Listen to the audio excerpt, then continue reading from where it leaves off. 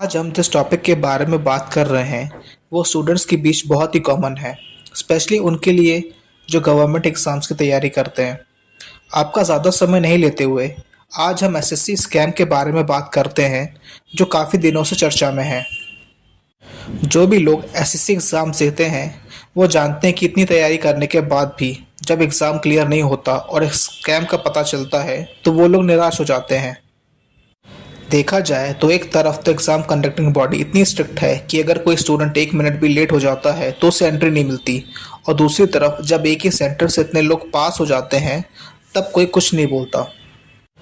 पिछले 2 साल की ही बात कर लेते हैं, जहां पिछली बार कट ऑफ इतनी ज़्यादा गई कि जिन लोगों का लास्ट अटैम्प्ट था उन्होंने एसएससी ऑफिस के बाहर जाके धरना दिया, बट रिजल्ट उतना कुछ खास नहीं आया, क्योंकि आप बिना टीचर के सपोर्ट के जाओगे और कम लोग अगर धरना देने जाएंगे तो किसी से कुछ होगा नहीं। स्पेशली जिन टीचर्स का आप कोर्स ले लेते हो, अगर वही आपका साथ ना दें तो आप क्या ही कर लोगे उस टाइम पे।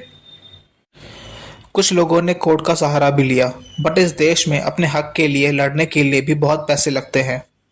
ऊपर से जो 2024 में एसएससी एग्ज़ाम में हुआ उसमें बहुत सी चीज़ें निकली, चाहे वो हाई कट ऑफ को लेकर हो, हैंडीकैप बच्चों के ऊपर हो, या फिर लिस्ट 1 के स्टूडेंट्स का नाम लिस्ट 3 में होना।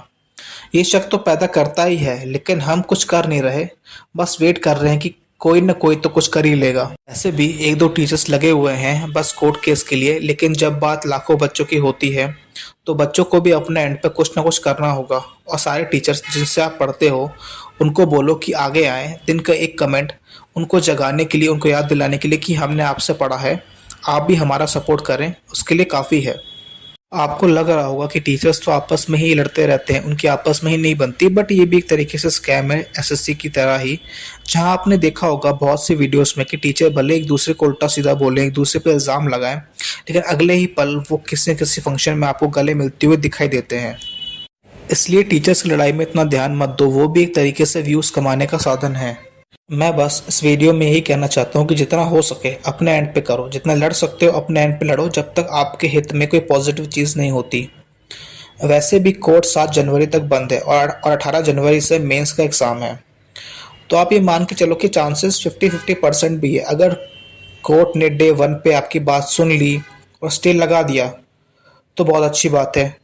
बाकी जिनका लास्ट अटेम्प्ट है और वो कुछ मार्क्स से रह रहे हैं, वो तो अपना बेस्ट दो, स्टूडेंट्स का ग्रुप बनाओ, ट्विटर कैंपेन करो जब तक कोर्ट का कोई फैसला नहीं आ जाता। वैसे भी एक ट्वीट करने में कितना टाइम लगेगा। अगर जो लोग चाहते हैं कि बदलाव हो तो पहले आप खुद बदलो, दूसरों पर डिपेंडेंट मत रहो, क्योंकि लोगों की दुकान तो चल रही है, टीचर्स को उतना कोई खास मतलब नहीं है।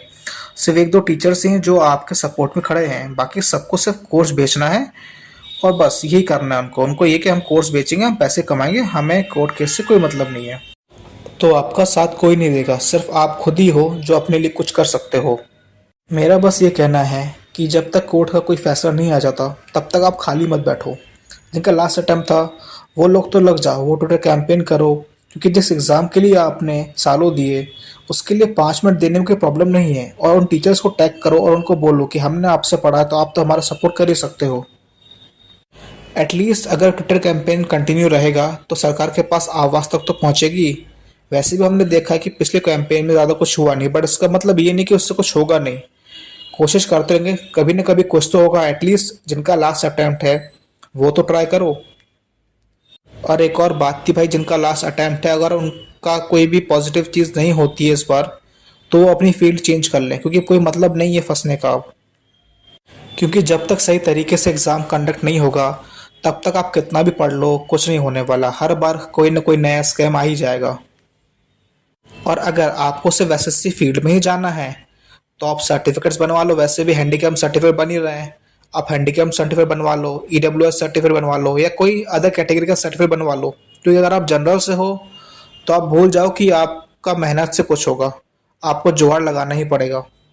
चलिए आपसे विदा लेता हूँ, उम्मीद है आप अपने फ्यूचर का डिसीजन सही से लेंगे, नहीं तो हर साल स्कैम्स तो हो ही रहे हैं और समय तो बर्बाद होना ही है इन सब में। बाकी आप देख लो।